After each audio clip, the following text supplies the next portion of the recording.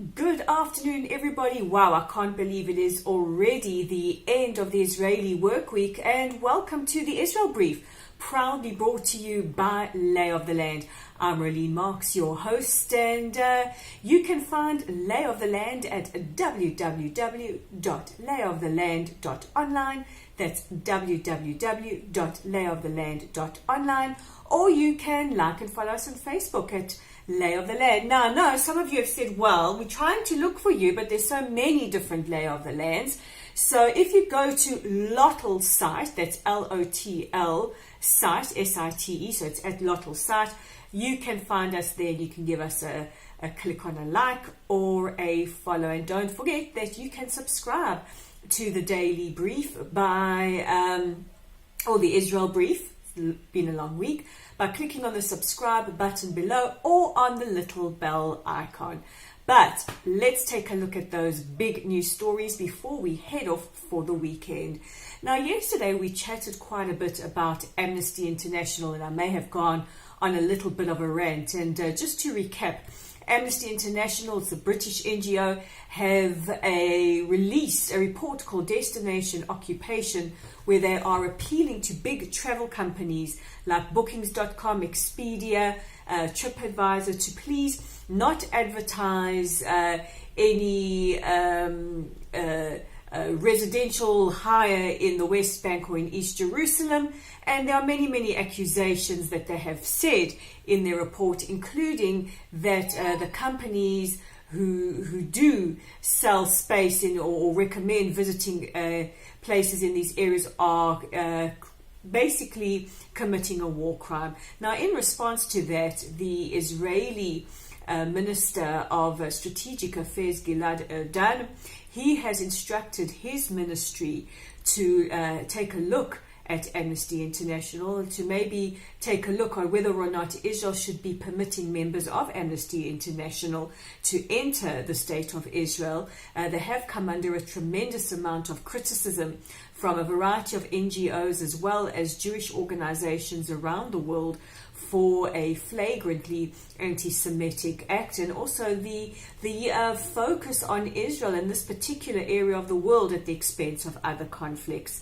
So the minister has instructed his ministry to not only see if we can block activists from entering Israel, but also is having a look at the tax benefits that organizations like Amnesty International do receive. Now, it hasn't been a great week for organizations or individuals who support BDS, because in as much as we're talking about Amnesty International and they're focusing on travel, we've also heard that the American state of Florida has now issued Airbnb with a warning that they will be put on the list of scrutinized companies, because they say that Airbnb, by refusing to list residents also in the West Bank, are again discriminating against Jews who live in the area and are being anti-Semitic. So they have said that they will be putting them on their list of scrutinized companies, which means that if Airbnb goes public,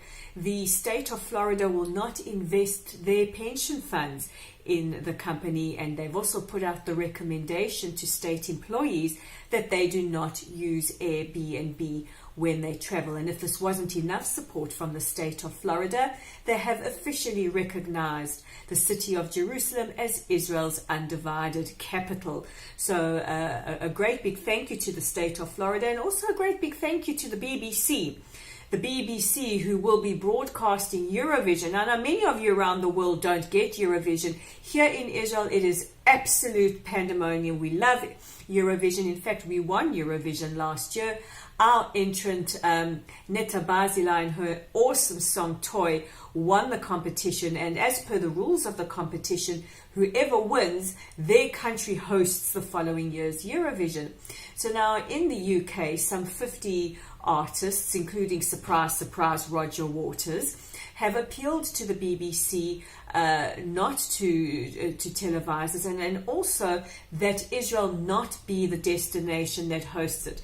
Now, the BBC have responded to Waters and his merry band of morons by saying to them that Eurovision is not a political event, and they will not hear any more nonsense from Roger and his band of morons.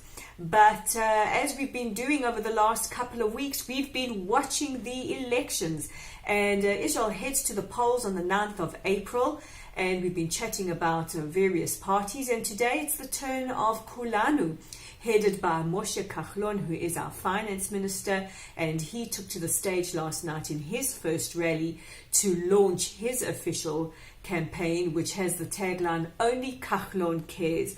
So he may have took a little bit of a stab at those entering the field of politics, saying, you know what happens to people who enter politics without previous experience, and also intimated, that they come from privileged backgrounds, and what do they know about some of the concerns. We're joined today by Jacky Catty. But Kahlon has launched his campaign and is vowing or endeavoring to campaign on economical lines and to bring down the cost of living and the cost of housing, and says that his ministry so far has lived up to his reputation. So interesting time ahead, and over the next couple of weeks until we get to the elections, we'll take a look at the Likud, at the New Right, at some of the other parties, and maybe we'll be joined by Jacky Catty again. I'm Rolene Marks, this is the Israel Brief, and I'm wishing you Shabbat Shalom.